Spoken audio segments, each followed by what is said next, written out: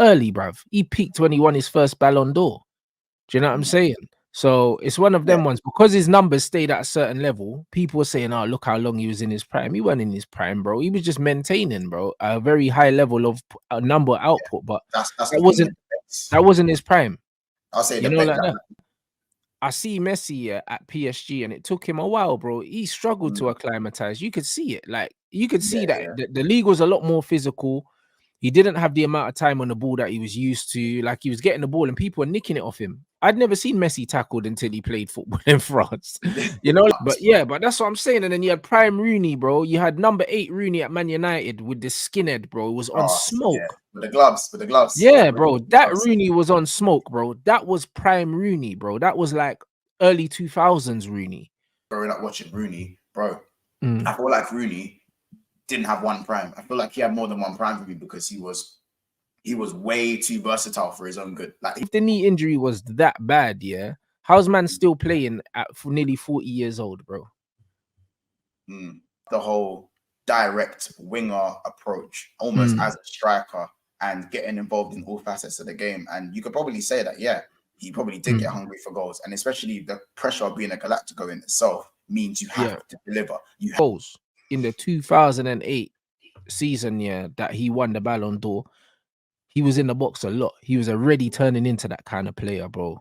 I remember it, bro. I remember it because I watched it back very recently. I think maybe a week ago or stuff like that. Because remember when people were having the Hazard CR7 debate? Yeah. So I said, I'm going to go back and look at 2008 CR7 because I remember living through it. And because there weren't really many players like him at the time, Ronaldo was like, you get me? But now, when I look back at it, now, and I see the goals he scored, I wasn't remembering that. I was just remembering he was scoring bare goals. But when you look at the kind of goals he was scoring, getting into the box, stuff like that, he was always going to turn into that player, bro. It's like he got a taste for the goals. He got the Ballon d'Or, and he just became addicted to scoring goals, bro. Like, that's what happened. Have you noticed how some of these men are like some of the greatest players of, like, I don't want to say, it's like, if you look at the Kantes and the Pogbas, it's not really aged very well with those guys. I don't know why. Like, do you know what I'm saying? It's not really aged very well past the 30s. I feel like Kante's body broke down quite early. Do you know what I'm saying? I feel like, okay, maybe Matuidi played until the 30s, a bit longer than we expected him to. Because that was the Holy Trinity, innit? That was the three. Yeah, them three, Them three were the one that it was almost like your perfect international blend where every man, like Matuidi was a bit of Kane and Pogba. Pogba was the flary, you know what I'm saying, the flary type, and then Pogba was the flary type, and obviously Kante being the more robust destroyer type player. Like, I don't know, man. I feel like some of these guys that are so good as pure footballers, their peaks don't last that long these days, and I don't know if that's because of fouls. I don't know. But the thing is, like, peaks are not supposed to last, bro. And you could argue that CR7's peak didn't last long. Messi's peak didn't really last long. But you know what kept their peaks up there, It was their team, bro, and the systems that they were in. Do you know what I mean? Because man can't tell me that CR7 at Juventus was still in his prime. He wasn't, bro. He peaked early, bruv. He peaked when he won his first Ballon d'Or. Do you know what I'm saying? So it's one of them ones, because his numbers stayed at a certain level. People were saying, "Oh, look how long he was in his prime." He wasn't in his prime, bro. He was just maintaining, bro, a very high level of number output. But that wasn't his prime. I'll say with Messi and Ronaldo, I'll say for me, because I think it's the base level was so high. It can be like Messi and Ronaldo at their peak is like, it's different, innit? Like, you know, we can't compare them to other footballers. Like, I say for me, like Messi's base level is anyone else's peak. Yeah, but that's what I'm trying to say. This is what it is. But even saying that, I see Messi at PSG, and it took him a while, bro. He struggled to acclimatize. You could see it. Like, you could see that the league was a lot more physical. He didn't have the amount of time on the ball that he was used to. Like, he was getting the ball and people were nicking it off him. I'd never seen Messi tackled until he played football in France. Like that. I never see him tackled, bro. Like, and so it's one of them ones where, bro, like, a lot of players, like, stats will pad, their prime. Because even if you look at Karim Benzema, bro, his prime was younger, bro. But then when Ronaldo left Real Madrid, he scored bare goals, and bare people saying Benzema's prime and that. But bro, Benzema's prime was early. It's just that he wasted his prime, yeah, not getting stats. So people didn't rate him, bro. But his prime was not at 34 years old. It wasn't. Whose prime is at 34? Yeah, that's crazy. No, not 34. But that's what I mean. But that's what people would lead you to believe, because that was the highest goal output that he put out for Real Madrid in his 30s. But his prime was early, bro. So when people look at primes, like, when were you at your best? Like, nothing to do with numbers, bro. Like, when were you actually at your best? When were you at your most devastating? Like, when I saw like young Messi with the shit trim, bro, before he cut his hair and grew the goatee and that. Messi before the facial hair was an absolute assassin, bro. Do you know what I mean? Prime Rooney. That's it. Blonde hair Messi was nuts. But yeah, but that's what I'm saying. And then you had Prime Rooney, bro. You had number 8 Rooney at Man United with the skinhead, bro. It was on smoke. Yeah. With the gloves. Yeah, bro. That Rooney was on smoke, bro. That was Prime Rooney, bro. That was like early 2000s Rooney. That was Prime Rooney. Even though Rooney scored 30 goals and that after that, bro, that wasn't Prime Rooney, blood. Do you know what I'm saying? So people mistake people's actual prime, physical prime, and their level with numbers. That's what they're doing, bro. Do you know what I mean? So prime is attributed to every player individually. Their prime is different. Their prime is measured to the player's basic level as well. As you said.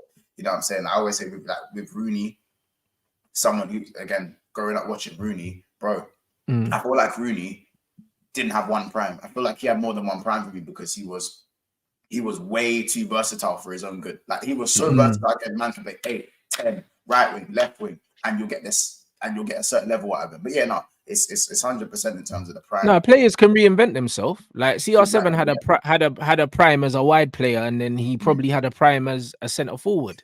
You know, like that. That's because, again, people always forget Ronaldo after the first season hurt his knee. He got the knee injury in it, and he had to reinvent himself. I say the same with Salah. When Salah's shoulder got broke, I stopped seeing him taking a man on for about 2. I stopped seeing, bro. Man just started doing the again, more of the stat padding and creating from wide areas, whereas before the shoulder injury, he was running at you at every opportunity. And that's fine, because listen, players are human. You know what I'm saying? They're not always gonna climatize to one style of play. It happens, isn't it? No, 100%, bro. Like, you lose certain instincts when you don't play for a while, especially if you have a long-term injury. Everyone talks about this Ronaldo knee injury, bruv, but I don't know, innit? I don't know about it, bro. Like, his game changed so much. I don't think that the way his game changed there was necessarily just because of the injury, bro. I just think he just got hungry to score goals, bro. Do you know what I mean? Because I hear about this knee injury all the time, yeah, but I don't recall it, bruv. You know, like that. I don't remember man getting his knee snapped like Virgil's and that, and then man came back and that. But I don't remember that, bro. So, man, let me know what game it happened in, because I don't know about this knee injury. I know his stands talk about the knee injury all the time, yeah. But it's like, if the knee injury was that bad, yeah, how's man still playing at nearly 40 years old, bro? You know, like that. Like, how? Do you know what I mean? That's what I want to know, because I know how bad knee injuries are. I know how bad they are. I've seen them. Like, even Yannick was talking about it. Yannick had the same injury that Virgil had, bro. Do you know what I'm saying? So, like, man knows people that have had bad knee injuries. I've had 4 knee surgeries. Do you know what I mean? And he's playing at 39 or 38. So, how bad was this injury? You know, like that. Like, you lot had Djibril Cissé. I saw he done his Djibril Cissé broke his leg, and he done ACLs, everything. His leg went out of right hand, bro. His thing was collapsed, bro. Do you know what I mean? CR7 changed his game because he wanted to score goals, bro. I don't really care what anyone says. When I'm talking about like the knee injury, nah, bro. He changed his game because he wanted to score goals. Let's keep it a buck. Do you know what I'm saying? Like, that's what he wanted, to play down the middle. He wanted to score goals, bro.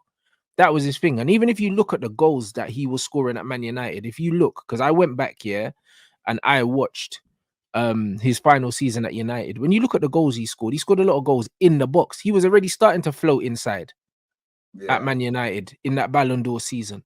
Go back and watch it. Go back and watch some of the goals he scored. A lot of the goals he scored were in the box, you know, little first time finishes in the box and that. He was already drifting inside to kind of be in that center forward, bro. Do you know what I mean? It weren't none of this, oh yeah, like the injury made him have to reinvent himself like Michael Owen, bruv, when he lost his hamstrings and he turned into a poacher. Owen's game completely changed, yeah. Yeah, Because he had some massive injuries, bro. Like, I'm not trying to hear this. He changed because of the knee injury, bro. He changed because he got a taste for scoring goals and he just never looked back. Yeah, no, I think there is some context to the fact that because I look at Ronaldo where he used to love the whole direct winger approach, almost as a striker and getting involved in all facets of the game. And you could probably say that, yeah, he probably did get hungry for goals. And especially the pressure of being a Galactico in itself means you have to deliver. You have to deliver. Like, again, Benzema didn't get his plaudits until he was 34. Even by his own fans. Real Madrid fans used to boo Benzema. People forget that. Man used to get booed, bro. Booed. Heavy. Because them Real Madrid fans are tapped. They are tapped in it. You know what I'm saying? So, obviously, I don't think it's one or the other. I think that you can be in the middle with the Ronaldo thing and say that the knee injury was or people in the chat were saying it actually was bad, but he was fit for long enough after that to definitely go back to almost being a robust winger type player. But he'd already become accustomed to a goal scorer who still had all those attributes. Anyway. Man said his knee injury was in 2014, but he won the Ballon d'Or, in what, 2000 and when? 8 or 9? The worst one he had was when and he was already drifting inside and scoring then at Man United. So trust me, the injury didn't have nothing to do with it, bro. Yeah, the ligament injury he had was in the Euros. No, that was the Euros. That was like 2015, 2016. No, we're not talking about that one. I thought there was one before that. But bro, I think that excuse is a myth, blood. I think that excuse, and it hasn't come from him. It's come from his stands, bruv. That's what it's come from, to try and make excuses for why he had to change his game to keep him on the same level as Messi and that, bro. Listen, let's keep it a buck, yeah. Like, when man watched the goals, watch the goals in the 2008 season, that he won the Ballon d'Or. He was in the box a lot. He was already turning into that kind of player, bro. I remember it, bro. I remember it because I watched it back very recently. I think maybe a week ago or stuff like that. Because remember when people were having the Hazard CR7 debate? Yeah. So I said, I'm going to go back and look at 2008 CR7 because I remember living through it. And because there weren't really many players like him at the time, Ronaldo was like, you get me? But now, when I look back at it, now, and I see the goals he scored, I wasn't remembering that. I was just remembering he was scoring bare goals. But when you look at the kind of goals he was scoring, getting into the box, stuff like that, he was always going to turn into that player, bro. It's like he got a taste for the goals. He got the Ballon d'Or, and he just became addicted to scoring goals, bro. Like, that's what happened. Because you saw it at Real Madrid. Nothing wrong with that, though. There's nothing wrong with that at all. Do you know what I mean? But I think, but don't lie and blame it on something else, bro. That's the player he wanted to be, bro. Like, he's someone who he needs something to chase, innit? You know them ones. He needs something to chase. He needs numbers to chase. That's his dopamine. That's how he gets to it. Yeah. And that's what motivates him. I just looked at it now, by the way. It was ankle. It was the same ankle injury that he had on his last season at United. So in 09-010, he had an injury that had him out for like nearly 2 months. So it wasn't even a knee injury, it was his ankle injury. The knee was in 2016, and that had him out for 60 days. So that was a lengthy one. There you go. But even for a knee injury, bro, 2 months ain't a long time out, bro. I'll be real. Like, knee injuries have man out for a whole year, bruv. Like, look how long Virgil was out. Yeah, look how long Virgil was out, bro. 2 months out with a knee injury is calm. You know, like that. 2 months. The scar on that knee. The scar. 2 months. Bro, you can still see the scar on Virgil's knee in it. Like, bruv, 2 months for a knee injury, that's a light scratch. You know them ones. 2 months. That's crazy. Like, that's crazy. I'll be real. 2 months is not a long time for any kind of knee injury, bro. At all. Do you know what I'm saying? And like you said, it was 2016. A lot happened. He was already playing centrally before that. Yep. So still at the top of his game, but yeah, it's again. I just think there's nothing wrong with, obviously, as you said, like adjusting his game. I still think his all-round game was underrated at times because, again, I think whenever a player becomes so good at goal scoring, everyone seems to kind of forget all the other attributes that they provide. Yeah. You know what I'm saying? There's so many examples of that. You know what I'm saying? Everyone thinks Lewandowski, any basic football fan will just, you know, look at his goal scoring and go, oh my God. But Lewandowski was a good striker, bro. He could do everything. Oh, he was a good all-round centre forward. Like he was a very accomplished footballer. It's again though, but some footballers, and the reason why Lewandowski for me, I think Kane will probably go down as the better striker individually, but me, the reason why I gravitated towards Lewandowski a bit more is because even though Kane, for me, probably was the better passer, if you look at him the way he's able to string play together, I think Lewandowski could do those things, but Lewandowski was smart enough to know when he needed to do it and when he didn't need to do it. I think Kane in his head goes, no, I'm going to be the guy to do everything. I'm going to be the guy to do everything at all times. It's never just, all right, this game, let me just stay in the box. Let me just be in the box this game. I think that depends on your supporting cast as well, though. Yeah, of course. What I'm saying? But I'm talking about even at Bayern Munich. The Bayern Munich fans are starting to get frustrated with Kane. I'm not saying it's Kane's fault that they're where they are. I think Kane's but Bayern Munich are their fans are very particular. They want it how they want it, when they want it, all the time. Do you know what I mean? That's why they didn't like Pep. That's why they didn't like Nagelsmann. Now they don't like Kane because they want a Lewandowski all over again. Do you know what I mean? But Kane scored 20-something goals in 20-something games, bruv. What are you talking about? And they're still not happy. Like, these men are on crack. Do you understand what I mean? Yeah, bro, same as the Madrid fans when they were booing Benzema, bro. Like, a player Benzema to be getting booed is, bro. This is why I say these fans are different. But to be fair, Rants, if your team had won the league 10 times in a row, to be honest, bro, I hear it. You know what I'm saying? These men are winning the league year in, year out, year in, year out. So I'm not saying I agree with it, but it is what it is. But I still think... Yeah, but they're not winning because of him, bro. Look at the rest of your team because he's doing his job. Because, again, that team, the worst thing is on paper, they still look like a team capable of competing at the highest level in Europe. But for me, when you take certain players out, it's affected them way more than it should have. When Thiago went Liverpool, there was, like, obviously Kimmich has gone into midfield, never really quite looked the same. Goretzka never really quite looked the same. You're looking at Ribery and Robben, who were winning leagues at the age of 34, 35. You bring in Sane and Gnabry. Gnabry done his thing for a certain amount of time. Sane never really hit the heights. The worst one for me is Upamecano. Like, he is horrible in it. I think he is, honestly, like, I think anyone who goes up against a team who plays Upamecano at centre-back, you always have a chance of winning the game. In like the crop of three, you had Kanate, him, and Mukiele in it that come out of the Leipzig crop. Yeah, they got bumped, bro. They took the worst one. Worst one, bro. And the worst thing is he plays, and I'm not even saying Delete is the thing, because he's been underwhelming since his move from Ajax. Yeah, he's a Dutch Maguire, bro. He's a bum as well. Yeah, but like the whole centre back setup over there is bad. Like, they might as well stuck with Hummels and Sule at this point. Do you know what I'm saying? Like, it's like, so there's so much wrong with that club. But Upamecano, the fact that they keep going with the strong, fast, don't care about his any other attributes, is for me. But that's why Tuchel's getting sacked, isn't it? That's why I think it's crazy for these men to look at Harry Kane, who scored more goals than he's played games, as the reason why. Fucking Dave, blood. I swear down. This bro, you on drugs or something, blood? Why does man always do that? You know what I'm saying? Like, flipping. Yeah, bro, it's not making sense, bro. I'll be honest. To blame Harry Kane of all people, like, it's weird, isn't it? But this is the thing with them, man. They don't like anything that's not their thing, bro. And that's why they didn't like Pep as well, bro. And this is why the next manager, if the next manager is not German, then it's peak, blood. You know what I mean? Because even the fact that Tuchel got the job, even, like, why the fuck would they give him the job? It's true.